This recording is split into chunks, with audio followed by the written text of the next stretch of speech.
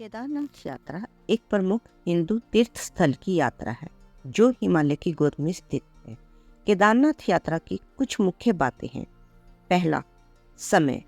केदारनाथ यात्रा वर्ष में कुछ महीनों के लिए ही खुलती है, आमतौर पर मई से नवंबर तक। दूसरा, रूट्स मतलब रास्ते। केदारनाथ यात्रा के प्रमुख दो रास्ते हैं। पहला गौरीकुंड से श्री केदारनाथ तक और दूसरा तिरुपति से केदारनाथ। तीसरा, यात्रा का पहला दिन गौरीकुंड से।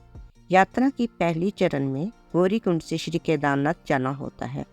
गौरीकुंड से सोनप्रयाग तक आपको वाहन या पैदल यात्रा करनी होती है।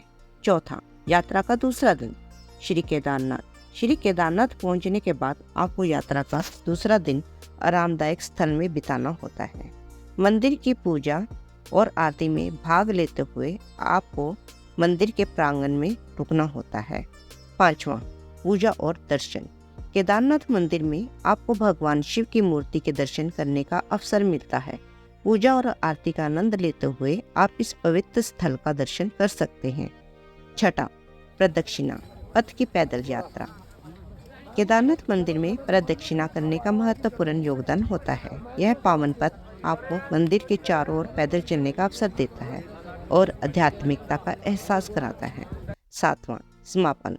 यात्रा का समापन करते समय आपको अपने अनुभवों को अन्य यात्रीगणों के साथ साझा करने का अवसर मिलता है।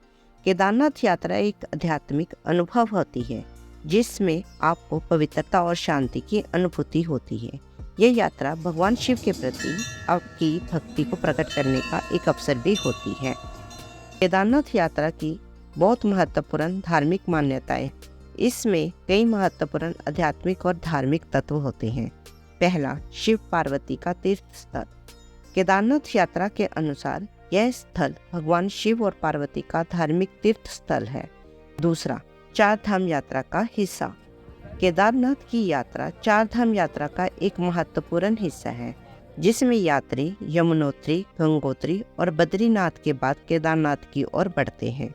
केदारनाथ मंदिर समुद्र तल से करीब 3584 मीटर की ऊंचाई पर स्थित है, जिससे यह यात्री के लिए मानसिक और शारीरिक महत्वपूर्ण होती है।